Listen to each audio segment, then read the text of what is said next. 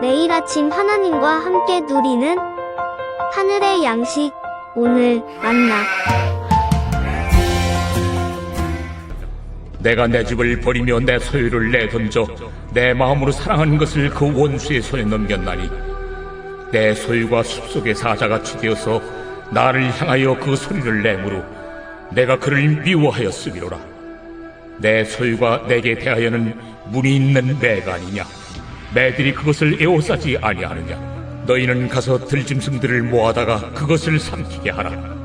많은 목자가 내 포도원을 헐며 내 몫을 짓밟아서 내가 기뻐하는 땅을 황무지로 만들었도다. 그들이 이를 황폐하게 하였으므로 그 황무지가 나를 향하여 슬퍼하는도다. 온 땅이 황폐함은 이를 마음에 두는 자가 없음이로다.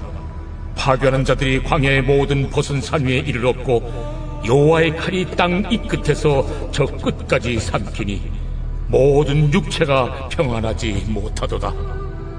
무리가 밀을 심어도 가시를 거두며 수고하여도 소득이 없은즉 그 소산으로 말미암아 스스로 수치를 당하리니 이는 여호와의 분노로 말미암음이니라.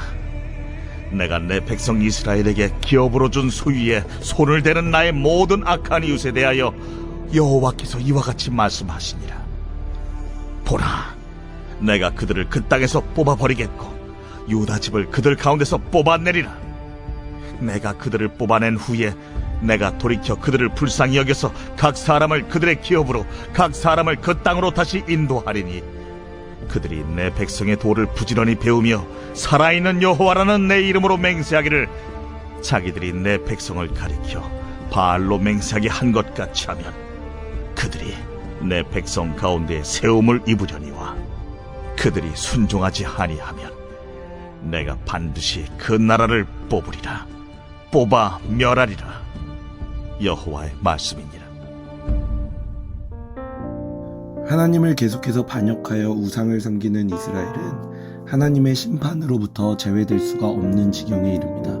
그런데 사실 이스라엘 백성들이 심판받는 것은 하나님 입장에서도 굉장히 가슴 아픈 일입니다. 이렇게 이스라엘을 향해서 애틋한 마음을 오늘 본문의 소유라는 단어를 통해 확인할 수 있습니다. 하나님께서는 이스라엘 백성들을 소유라고 표현하십니다. 7절에 보시면 내 소유를 던져서 내던져 라고 하시고 8절에도 내 소유가 숲속의 사자같이 되어서 라고 이야기합니다. 9절에도 내 소유가 라고 말하면서 이스라엘 백성들을 향한 애틋한 마음을 느끼게 되죠. 그런데 그런 이스라엘 백성들이 자꾸 반항하는 겁니다. 그래서 하나님은 이렇게 하실 수밖에 없었습니다. 7절 뒷부분을 보시면 내 마음으로 사랑하는 것을 그 원수의 손에 넘겼나니, 지금 여기서 원수의 손에 넘겼다는 것은 이스라엘을 다른 나라의 포로로 잠깐 내준다는 의미일 겁니다. 그런데 하나님은 여전히 이스라엘을 가리켜 내 마음으로 사랑하는 것이라고 표현하고 있죠. 그렇게 사랑하는 내 백성 이스라엘인데 그들은 도저히 돌아올 기미가 보이지 않습니다. 돌아오지 않는 이스라엘을 이렇게 하나님은 표현하시죠. 8절에 내 소유가 숲속의 사자같이 되어서 나를 향하여 그 소리를 내므로. 여러분, 사자가 어떤 소리를 내겠습니까? 욕망이 굶주려서 그 욕망을 채우기 위한 소리겠죠. 그리고 9절에 보면은 매의 비유를 사용해서 이성을 잃은 야생 짐승으로 이스라엘을 묘사하고 있습니다. 그러니 자기의 욕망과 하나님을 놓고 이스라엘은 무엇을 선택하겠습니까? 이스라엘의 선택은 당연히 자신들의 욕망이었을 겁니다. 아무리 하나님께서 사랑하시는 백성이었지만 하나님은 주변 다른 것들을 애워싸게 하시죠. 그리고 13절에 보시면 무리가 밀을 심어도 가시를 거두며 수고하여도 소득이 없은즉 그 소산으로 말미암아 스스로 수치를 당하리니 이는 여호와의 분노로 말미암으니라 라고 이야기합니다. 여호와의 분노가 가득하여 소득도 없고 오히려 수치가 가득하게 되어버렸습니다. 자, 이게 하나님의 분노였고 하나님의 대응 방식이었습니다. 한번 이쯤에서 질문 드려보겠습니다. 이런 비교 자체가 굉장히 유치할 수 있겠다 싶지만 하나님의 진노가 큽니까? 하나님의 사랑이 큽니까? 저는 오늘 본문을 보면서 하나님의 끝이 없는 사랑에 감탄할 수밖에 없었습니다. 우리가 지금까지 봐온 말도 안 되는 더러운 유다 백성들의 모습이었음에도 그들을 여전히 사랑하셔서 또다시 약속하시는 하나님의 모습을 볼 수 있기 때문입니다. 우리 가장 먼저 15절을 볼까요? 내가 그들을 뽑아낸 후에 내가 돌이켜 그들을 불쌍히 여겨서 각 사람을 그들의 기업으로 각 사람을 그 땅으로 다시 인도하리니 라고 이야기합니다. 포로로 보냈던 이스라엘 백성들을 다시 불쌍히 여기신답니다. 그리고 다시 약속의 땅으로 인도해 주신다고 하시죠. 저는 이 본문에 다시라는 말이 계속 마음에 머물렀습니다. 이 다시는 하나님의 사랑에 전제되지 않고는 아무런 의미가 없는 말입니다. 그런데 하나님의 사랑이 전제되고 우리에게 펼쳐진 이 하나님의 다시는 더러운 우리의 죄악에 상관없이 하나님의 더 큰 사랑으로 우리를 회복시켜 주신다는 하나님의 아름다운 약속이 담겨져 있는 것이죠.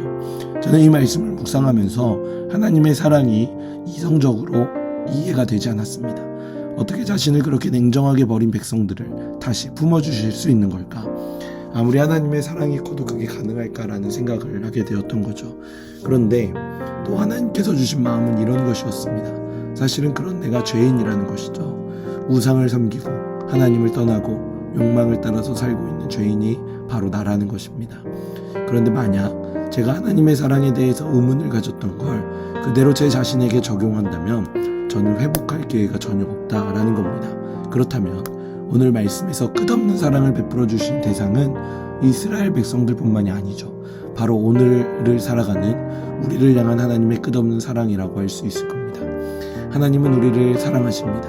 날마다 죄를 짓고 나만의 욕망과 우상을 따라가고 실패하고 있는 우리를 하나님은 여전히 사랑하십니다.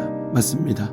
때로는 오늘 본문의 표현을 빌려서 우리의 집이 버려질 수도 있고 우리가 원수의 손에 넘겨질 수도 있습니다.